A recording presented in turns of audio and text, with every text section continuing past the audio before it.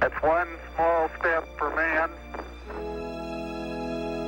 one giant leap for mankind.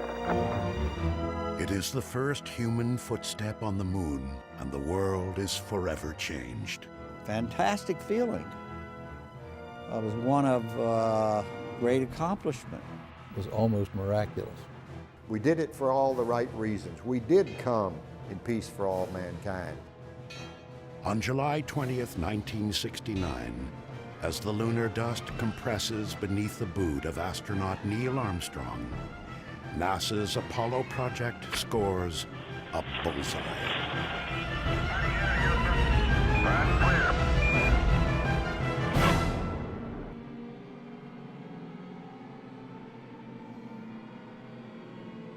Until the fall of 1957, the moon is Earth's only satellite, orbiting for eons in silent vigil. That October, the hush of space and America's sense of security is shattered by Sputnik. The sound of the Soviet satellite becomes eerily familiar to Americans. Fears escalate that the Cold War could heat up with catastrophic effect. Immediately everyone thought, well, they're now able to really send their military machines around the world up above. Who is not going to be in danger? President Eisenhower combined several agencies working on rocketry and flight to create one civilian agency, the National Aeronautics and Space Administration. Over the next years, the United States successfully launches satellites with great scientific payback. To prepare for human flight, several animals, including a chimpanzee named Ham, survived the ride to space and back. But once again, these American accomplishments are eclipsed by the Soviet space machine. April 12, 1961, cosmonaut Yuri Gagarin becomes the first human in space. To temper this latest Soviet triumph, the U.S. needs to put its own man in space. That man is astronaut Alan Shepard. 1.2 G. Shepard's flight had tremendous impact.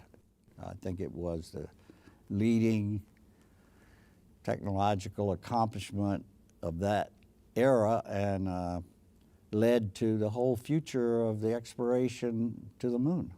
Unlike Gagarin's 108-minute orbit of Earth, Shepard's suborbital flight, the nation's lone human venture into space, lasts just 15 minutes.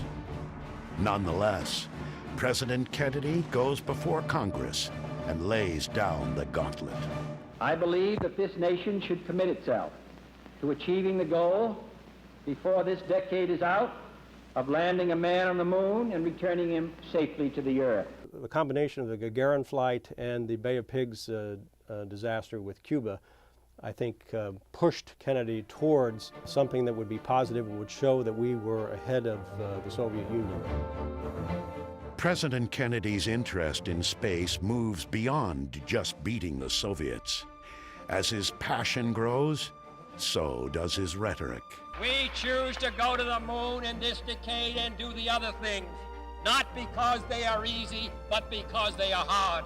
It will take an all-out effort by thousands of dedicated Americans to design and build the machines and methodologies needed to succeed, one small step at a time. Godspeed, John Glenn.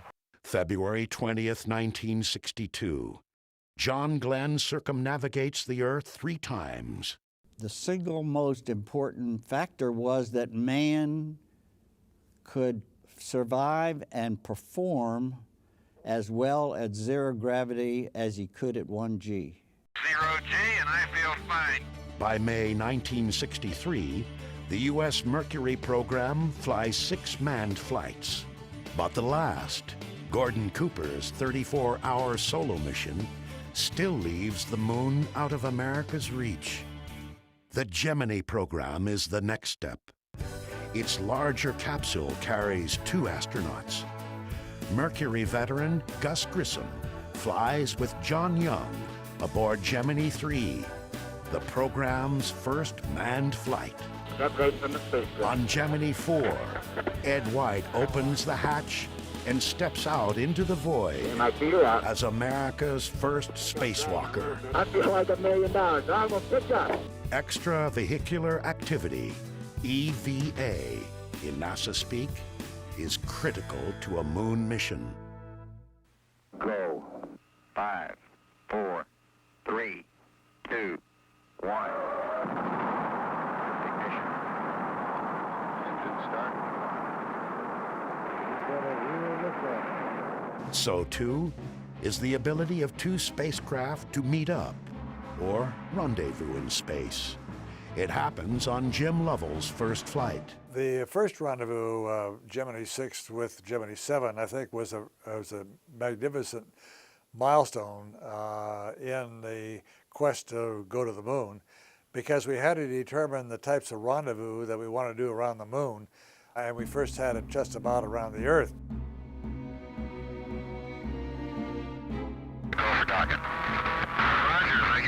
By Gemini's 12th and final mission, rendezvous and docking are well practiced. Gemini 12, Houston, Capcom, 1 minute to LOS. New EVA record, beautiful job. NASA is now ready to shoot for the moon. But there are just 3 years left to meet President Kennedy's goal, and no one really knows how close the highly secretive Soviets are. And of the moon itself, little is known.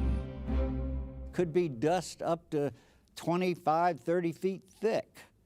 If you landed on it, you would sink into the moon. If you landed on it and set out some fire from the rockets, exhaust, it would cause this huge inferno on the lunar surface. What were the radiation problems on the moon from the sun? What were the thermal conditions you had to deal with on the lunar surface? Getting answers falls to a series of robotic spacecraft. In mid-1966, Surveyor 1 lands on the lunar surface. The 11,000 photos it sends back help to dispel fear and clear the way for the Apollo moon landing program. 2 short months after the final Gemini flight, astronauts Gus Grissom, Ed White, and Roger Chaffee are posing for photos and spending hours in simulators as they prepare for the first Apollo mission less than a month away. January 27, 1967. The crew is in the capsule, mounted atop an unfueled Saturn 1B for a dress rehearsal of the countdown sequence. Now we gotta get the moon. We can't talk between 2 or 3 buildings. A series of problems has already raised tensions at the launch pad when 5.5 hours into the test, Ed White's shouts are heard. At that point, things progressed with absolutely stunning speed. I mean, it was only a matter of 20 seconds before the crew was unconscious. Moments later, the pressure from the fire had increased to the point where it literally ruptured the hull of the spacecraft. Toxic smoke spewed into the White Room. The technicians were struggling to get the hatch open and rescue the crew, but they were driven back by the intense heat and the smoke. Many long minutes passed before they could open the hatch, and of course by that point the crew had died. All 3 astronauts were dead. The loss of Grissom, White, and Chaffee momentarily cripples NASA's moon landing program. But as the 3 astronauts are given heroes' burials, Apollo, like another mythological figure, Phoenix, begins its rise from the ashes. Following recommendations of an accident review board, the Apollo Command Module is redesigned and rewired for safety, all under the wary eye of the astronauts who will fly it. 20 months later, from the same pad Apollo 1 had occupied, Apollo 7 roars off for an 11-day shakedown in Earth orbit. We inherited the first manned Apollo mission, which turned out to be Apollo 7. But as with many things with NASA, what was a disaster with Apollo 1 turned out to be a real triumph with Apollo 7 because the spacecraft itself was a marvelous flying machine. It's also the first time live television shows Earth-bound humans what it's like to be in space. It says from that lovely Apollo something. You guys should write. Apollo room. High atop everything. High atop everything. Apollo 7's success restores some swagger to America's space program. But there are reports the Soviets may be closing in on the moon. The original plan was for Apollo 8 to be an Earth orbit test, but the lunar module wasn't ready. And so the decision was made to actually do a circumnavigation of the moon. So that's what actually happened in December of 1968. The engines are on.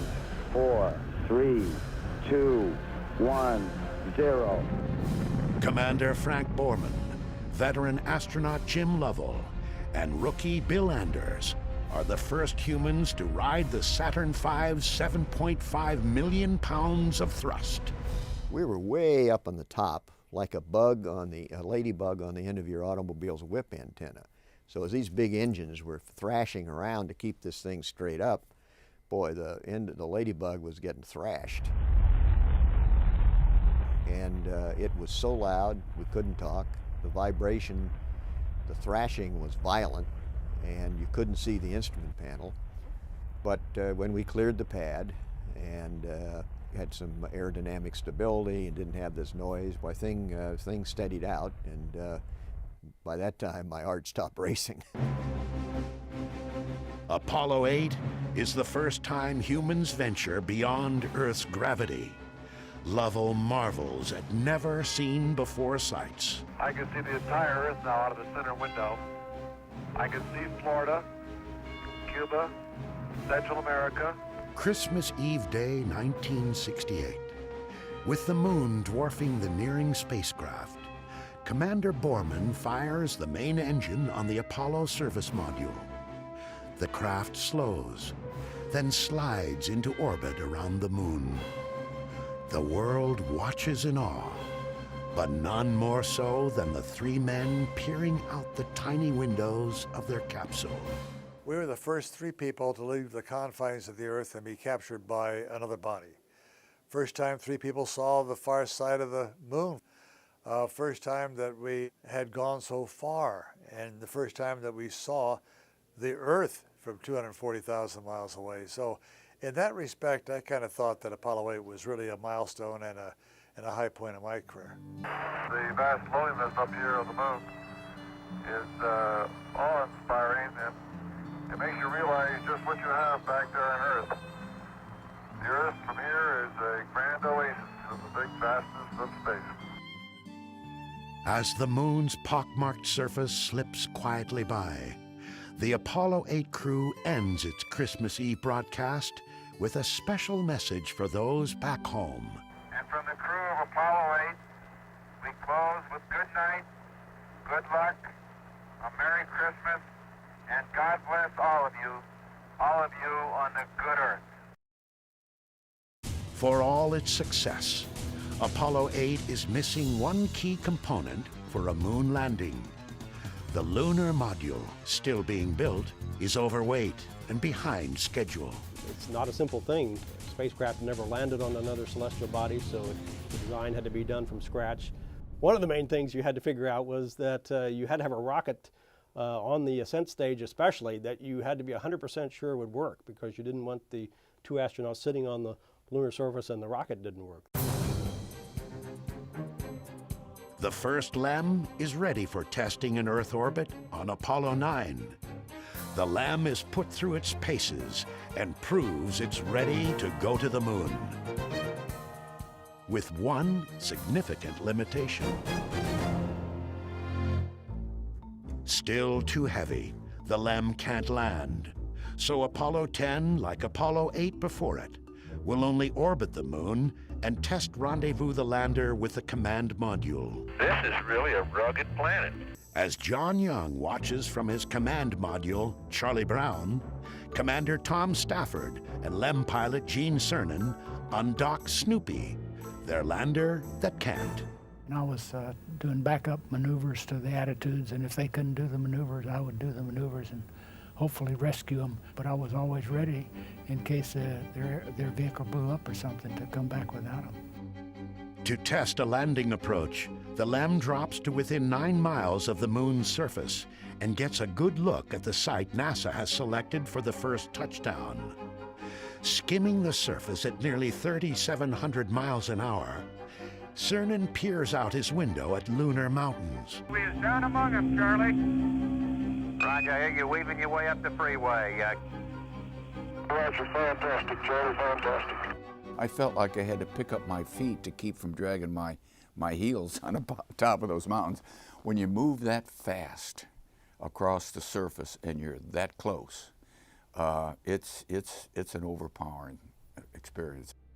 On their second flyover, the experience turns almost deadly when the lunar module tumbles out of control. I saw the lunar horizon 8 times in 15 seconds in all different directions. That was a man-made problem because we were switching computers to check out a little backup computer we had. The guidance switch had to go in the other direction. I had already put it in the other direction. And so Tom went and moved it in the other direction. And so the computer that had the spacecraft at that moment didn't know where it was. But Tom was able to stop it, control it. Finally, as in the comics, Snoopy returns to his master, Charlie Brown. Even before Apollo 10 enters lunar orbit, the Apollo 11 spacecraft has been rolled out to the launch pad atop its Saturn V rocket.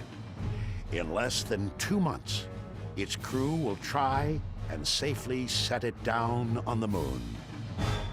That's one small step for man.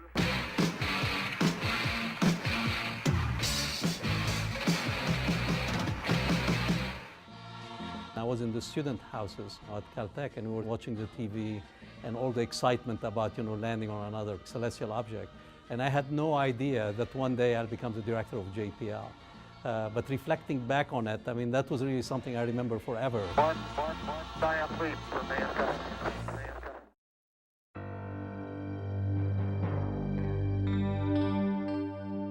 They've all been to space before. Commander Neil Armstrong on Gemini 8, Command Module Pilot Michael Collins on Gemini 10, Lunar Module Pilot Buzz Aldrin set an EVA record on the final Gemini flight. The morning of July 16, 1969, spectators line the beaches around the Kennedy Space Center. America will attempt to end the space race. Moon fever is rampant. And there was just great excitement, and you could hear lots of people saying, gosh, this is almost, I can't believe that somebody's going to go to the moon. T-minus 15 seconds. Guidance is internal. 12, 11, 10, 9. Ignition sequence start. 6, 5.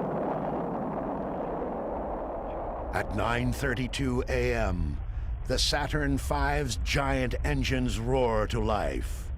At the viewing stand 3 miles away, spectators feel the thunderous drumbeat of unearthly power pounding their chests as the heat of the rocket's exhaust washes over them. When that rumble came across the ground, it was like somebody was putting their hands on your chest and pressing. I almost couldn't breathe. It was so unbelievable that the United States was going to send 2 men to walk on the surface of the moon. It was almost unthinkable. For 3 days, the crew of Apollo 11 cruises towards the moon, then drops its spacecraft into lunar orbit. I just thought there were so many unknowns that I would have given us about a 50-50 chance of being the first flight to land and return someone safely. With Collins remaining in the command module, Armstrong and Aldrin prepare the LEM and themselves to become the first humans on the moon. Okay, all flight controllers, go for landing. Retro. Go. Fido. Go. Guidance. Go. Control. Go. Telcom. Go. GNC. Go. Econ. Copy. Surgeon. Go. Capcom, we're go for landing. Eagle, Houston, you're go for landing. Over. But the landing veers from the planned script. As the LEM nears the surface, the onboard computer flashes an alarm the crew doesn't recognize. 1201. 1201. Roger, 1201 alarm. Any one of thousands of technical glitches could abort the landing. But Houston quickly diagnoses the problem as non-critical, an overloaded computer. 1201 alarm. Same type, we're go, flight. Okay, we're go. Same type, we're go. That's when real trouble threatens the mission. 540 feet down at 30 and at 15. As the LEM pitches upright about a mile above the moon's surface, Armstrong gets his first look at where computers will set them down. A field of boulders, any one of which could prove deadly. Armstrong wraps his hand around the joystick and takes manual control. 3.5 down, 220 feet. 13 forward. With fuel running out, Armstrong flies the LEM like a helicopter.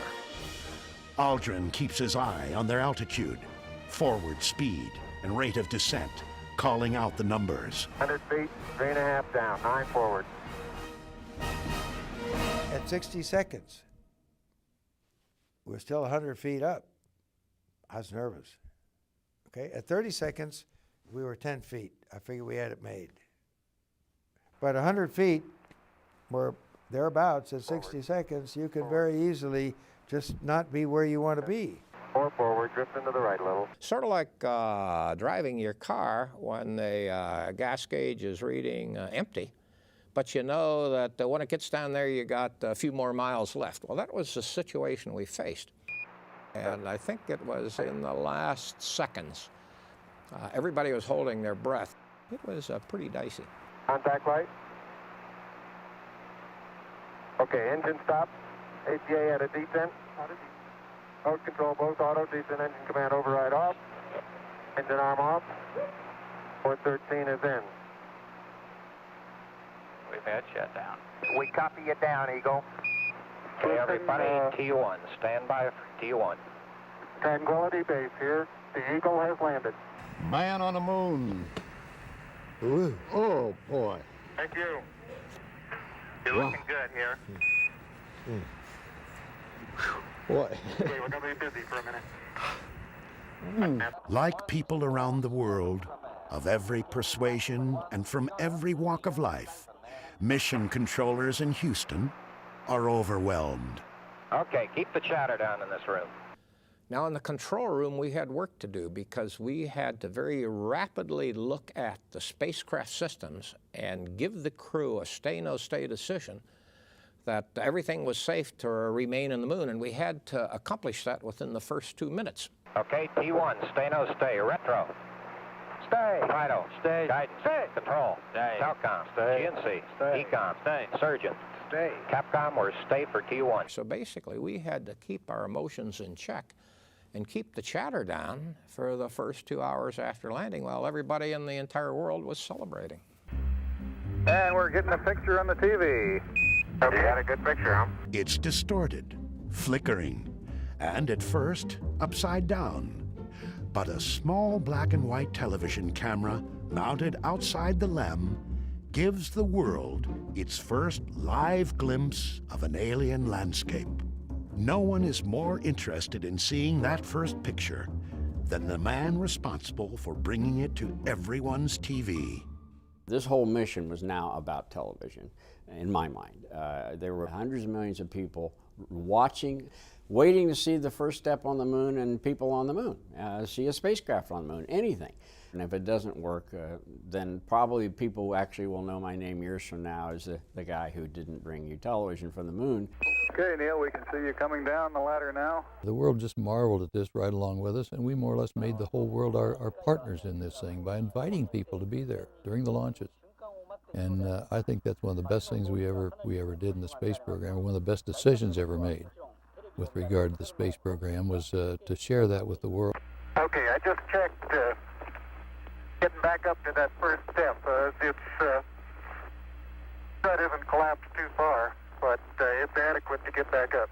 More than 500 million people around the globe watch as Armstrong first makes sure he can get back into the LEM, then gives the first eyewitness account from the lunar surface. The surface appears to be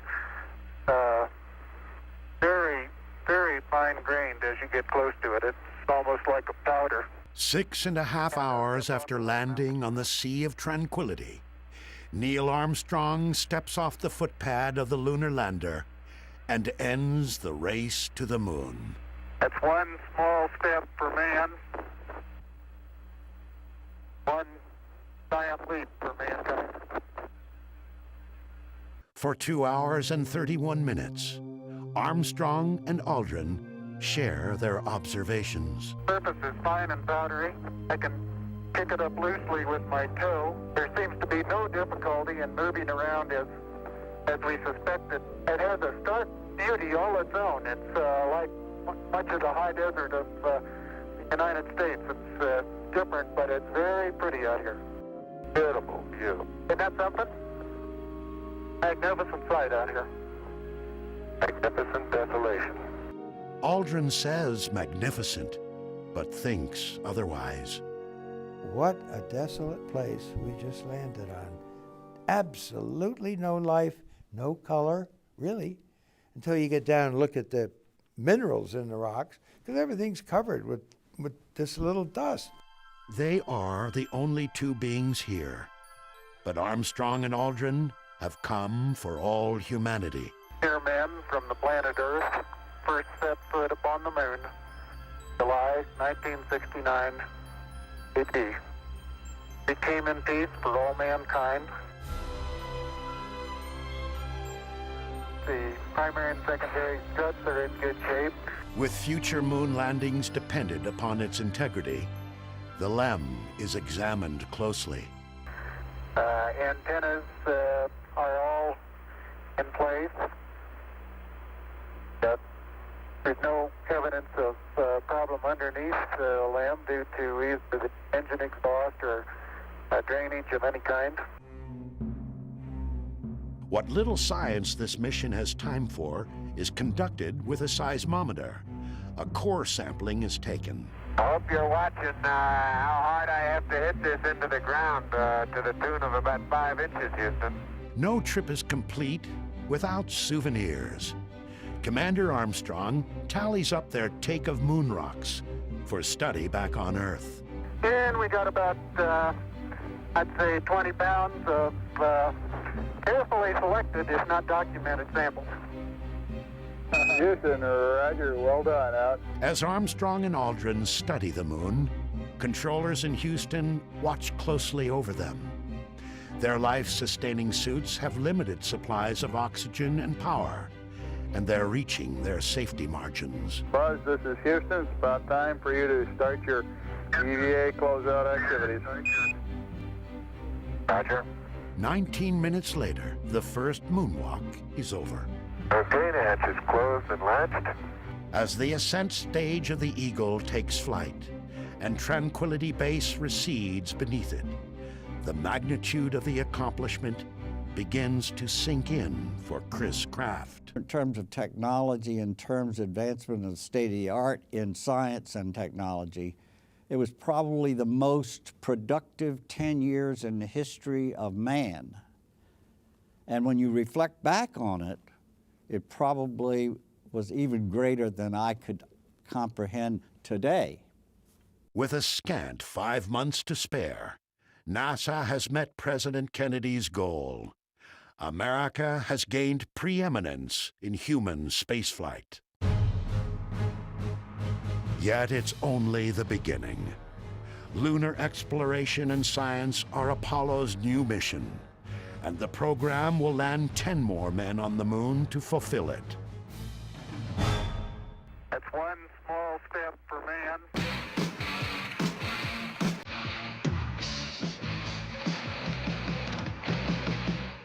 We're in the viewing room at the Mission Control Center in Houston, watching the terminal phase of that flight and the landing itself on the moon. I was telling Neil not to land because we were next. But he did a great job.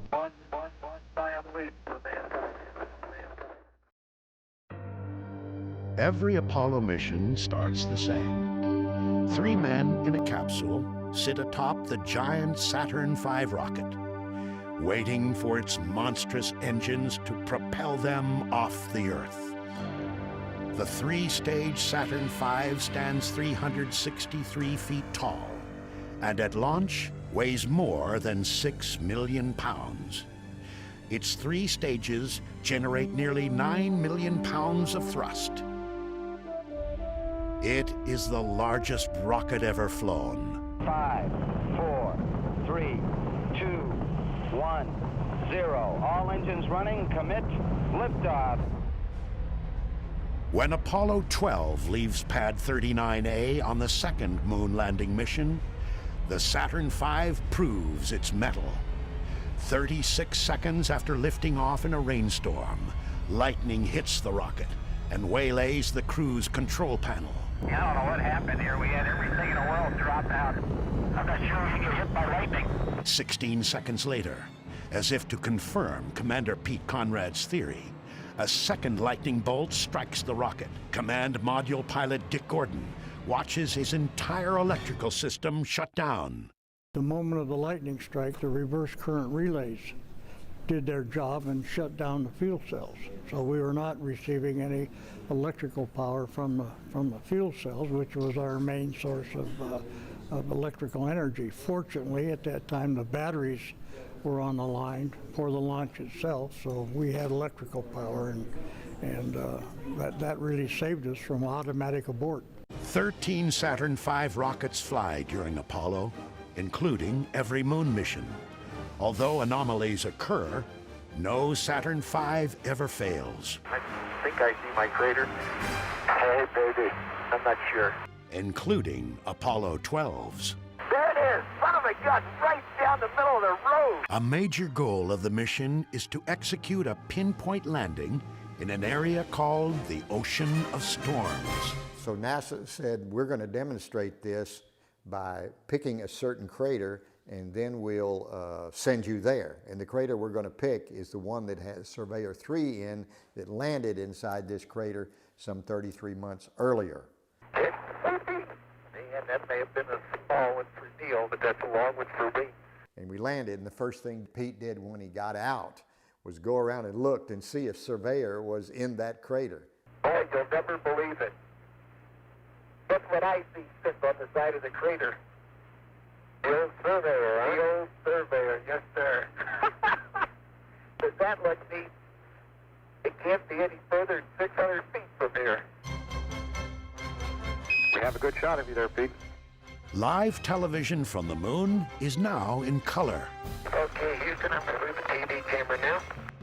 But the achievement is short-lived when Alan Bean accidentally points the camera at the sun and burns out its video tube. Pete and I didn't know that, and so when it burns out, we're standing around not knowing why.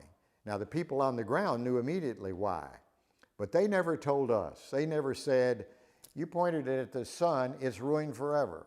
Al, we have a pretty bright image on that TV. Could you either move it or stop it down? That's as far as it goes, Houston. How does that look to you? No, it still is the same, Al. Big disappointment to all of us and everyone on Earth. Someone told me one day, they said, there's one thing good about it that came out of it. We used to have discussions that maybe we shouldn't have a TV. They said, after your mission, never had that discussion anymore. Everybody agreed we needed TV. NASA closes out the 60s by landing humans on the moon. Not once, but twice. The third attempt comes to be known as NASA's most successful failure. Okay, Houston, we've had a problem here.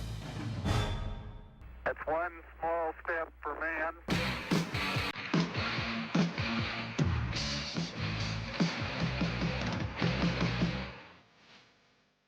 It's pretty indelible. I remember sitting in my parents' bedroom in front of the old black and white Zenith. It was truly an incredible moment, and I knew that I was witnessing something that was absolutely a turning point in human history. One giant leap for man.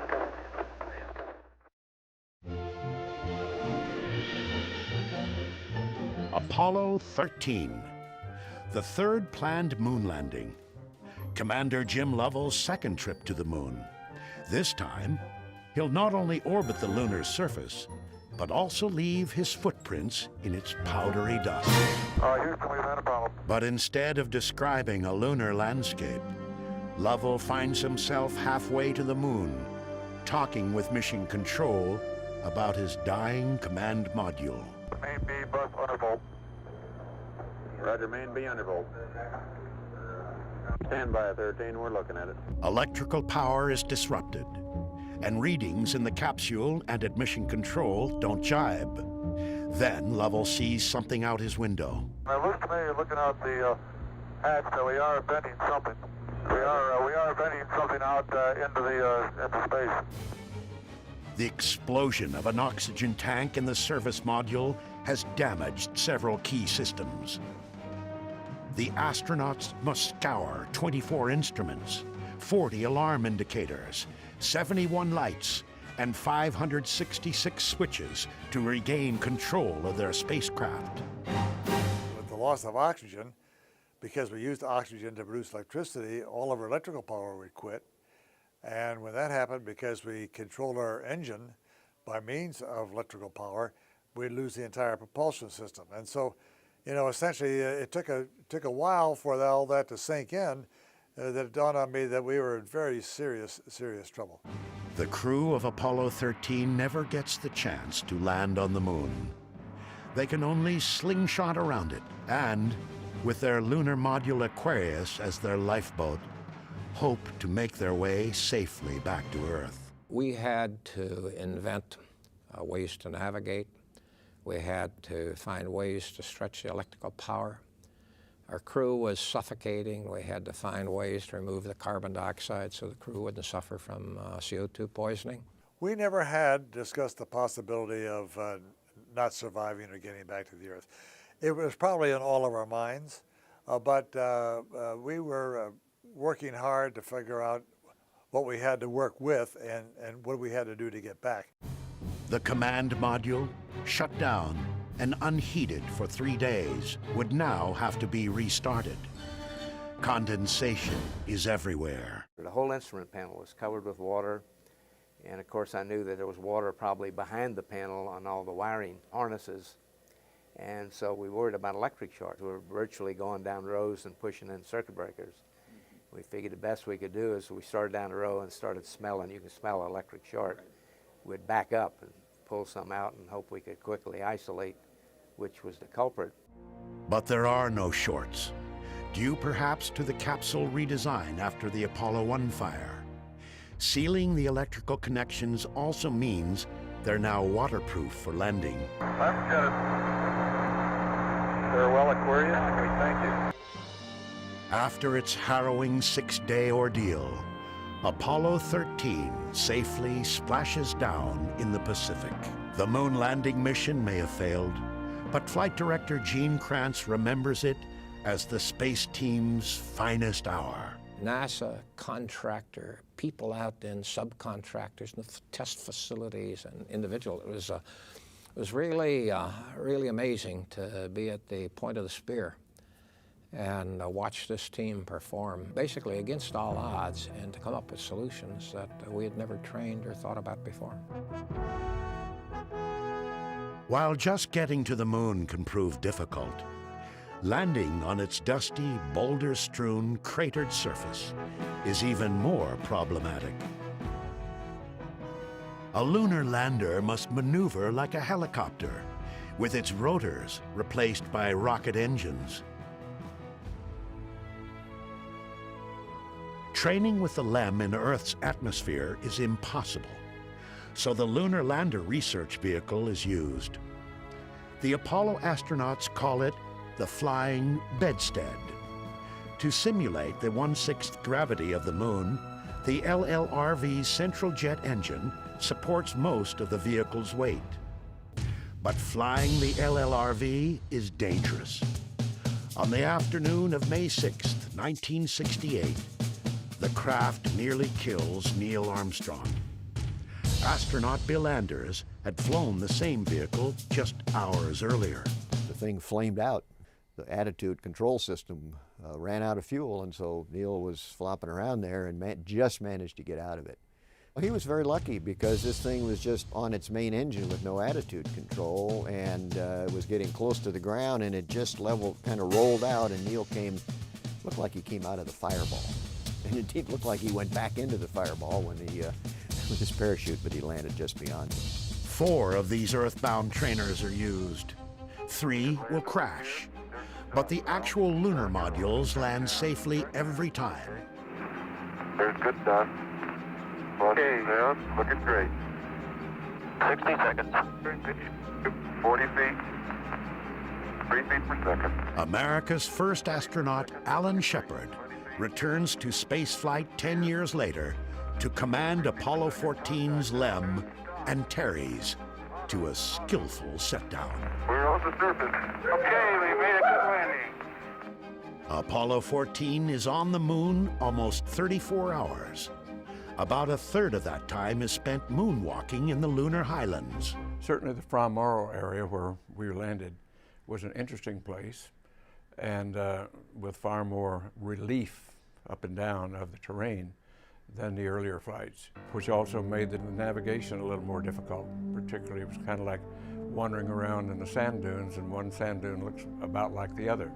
So finding our landmarks that the geologists wanted us to find as we did our traverse on foot to Cone Crater was difficult. I'm going to try an old sand trap shot here. But Shepard manages a few seconds to become not only America's first man in space, but also its first golfer. Miles and miles and miles. 2 miles is all the Apollo 14 astronauts are able to walk during their 2 EVAs. But the next mission will have wheels. This is really a rock and roll ride, isn't it? That's one small step for man.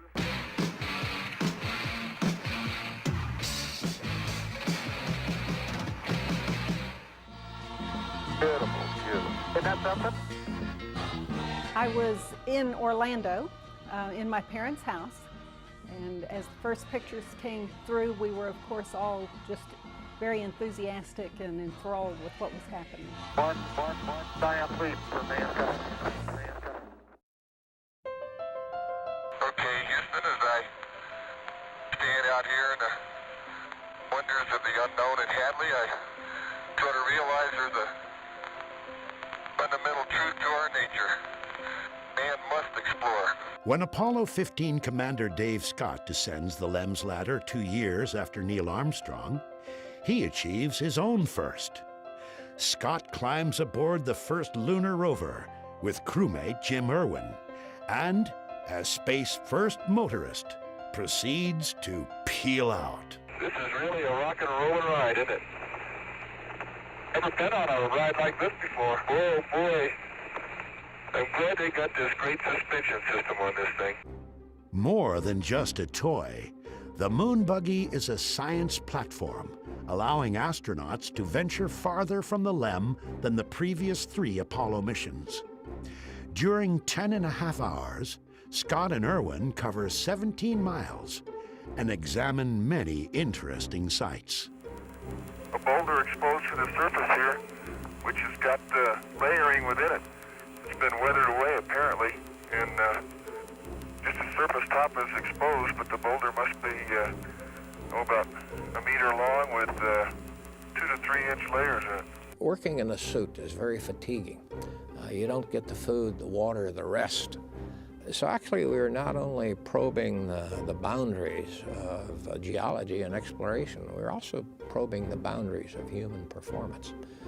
The Apollo 15 mission really took us back to the drawing board in several areas to look at how we train crews, and how we provide them adequate nutrition and hydration and all of these things.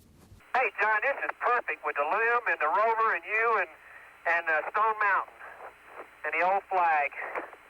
Come on out here and give me a salute. Big Navy salute.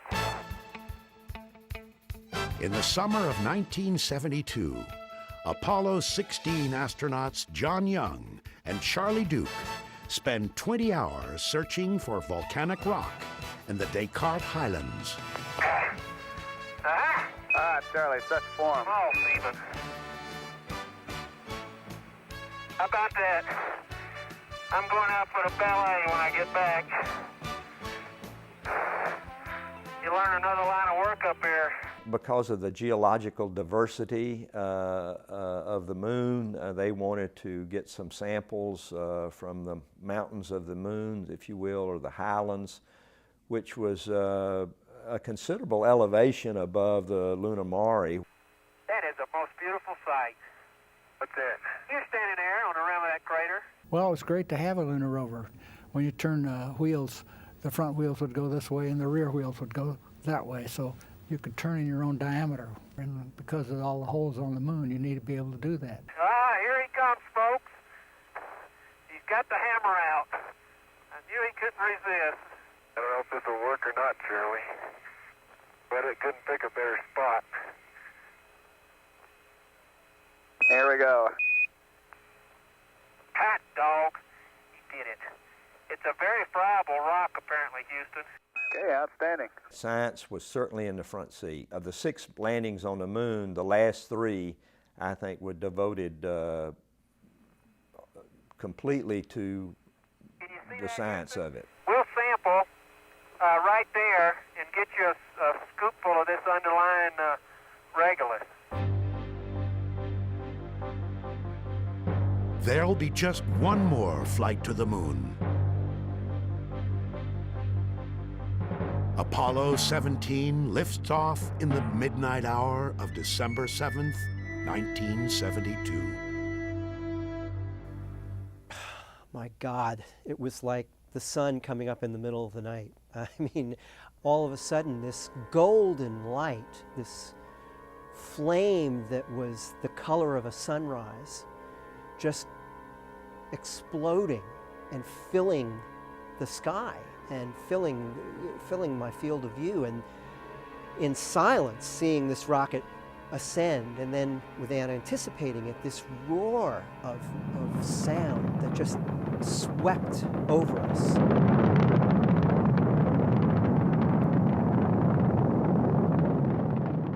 It was absolutely spectacular. I mean, I've seen launches since then, but I don't think anything can compare with knowing that you're seeing 3 people who are on their way to the moon. Okay, stand by for pitch over. Oh, are we coming in? Oh, baby. And there it is, Houston. There's Camelot. Wide on target. I see it. Being the last mission, we built on all the other missions before us. And so our landing site was in the northeastern edge of the moon, which was off-center. We landed in a valley, the Valley of Torres Litro, that was surrounded by mountains on 3 sides, higher than a Grand Canyon is deep. About, I don't know, give or take 20 miles long and maybe 5 miles across. Okay, Houston, the Challenger has landed. Roger, Challenger, that's super. Houston, you can tell America that Challenger is at Torres Litro. We landed within a couple hundred feet of our landing site. Pretty exciting. Hippity hopping over hill and dale. Da da da da da da da da da da da da. Hippity hopping along. If America's moon missions must end with Apollo 17, Commander Gene Cernan makes it memorable. Can you use the other end against the right side of the rock? I'll press it. Oh, yeah. His partner, Jack Schmidt, is the only trained geologist to fly to the moon. At times, his mission zeal overtakes his ability to traverse the terrain. No, dadgummit. Well, hey Gene, would you go over and help twinkle toes, please, Gene? Well, working on the moon is a lot of fun. I mean, it's like walking around on a giant trampoline all the time, and you're just as strong as you were here on Earth, but you don't weigh as much. You only weigh 1/6 of what you weigh on the moon, even with a suit. In the backpack, my total weight was only 61 pounds. Cernan has been to space twice before, including on Apollo 10's lunar orbit checkout of the LEM. Yet Cernan is awestruck by this valley and what hangs in the pitch-black sky overhead. You have to pinch yourself when you're on a moon. Am I really here at this point in time in space? And the answer is yes, but it's almost like you're in the middle of some science fiction plot, because back there is the Earth, the multicolored blues of the oceans and the whites of the snow and the cloud you see from pole to pole, across oceans. Every 12 hours you look at the other side of the world. It truly is an ongoing, overpowering experience. Meanwhile, Schmidt finds unexpected color in the gray moonscape. There is orange soil. Well, don't move it till I see it. It's all over. Orange. Don't move it till I see it. I've stirred it up with my feet. Hey, it is. I can see it from here. It's orange. Once it was back in the laboratory, everyone realized it was volcanic material that had been erupted in the valley and somehow protected for 3.5 billion years without getting mixed up with everything else. And it has become a very, very important sample, an increasingly important sample in trying to decipher what the actual origin of the moon might be. The next day, Cernan ends Apollo 17's 75-hour sortie as the last man on the moon. This valley of history has seen mankind complete its first evolutionary steps into the universe, leaving the planet Earth and going forward into the universe. I think no more significant contribution has Apollo made to history. It's not often that you can foretell history, but I think we can in this case. When I left the moon and made those final steps, looked back down, and at my last footstep on the moon, I'm not coming this way again. I wanted to stop the clock. I wanted to push the freeze button. I needed time to try and understand where I've been and what I've done, what the last 75 hours have meant to me, have meant to you.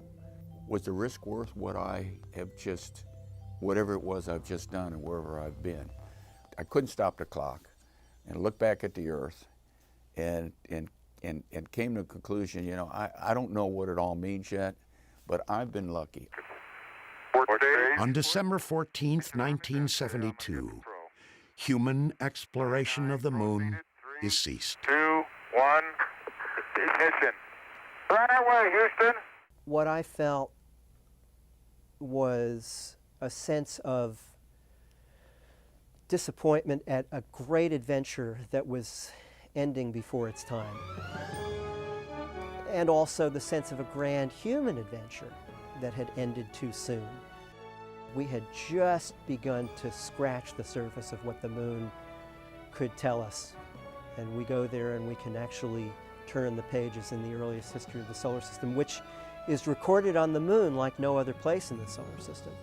Apollo really was a blip in human history in a number of ways, but it was an anomaly that I think the country will never forget, the world will never forget. I think it was worth it, not only for in the geopolitical context, which is what drove the whole thing, but also from the exploration context. I am not the last man to have walked on the moon. Maybe the last man of Apollo, maybe the last man of the 20th century, but not the last person, not the last man or possibly the last woman to have walked on the moon. Today, the moon is again coming within our grasp. And again, 40 years later, Apollo will help us reach it. A new generation of moon machines is being built and tested. Many of the new designs are directly descended from Apollo hardware, including the lunar lander. Engineers are eager to hear from the man who flew the first one to land. And I don't know exactly where this CG is and so on, but sometimes the amount of motion that you get at the cockpit is different than the amount that the footpads are seeing by a substantial margin. And you have to get a sense of that to know how careful you have to be up on top to make sure the bottom is doing the right thing.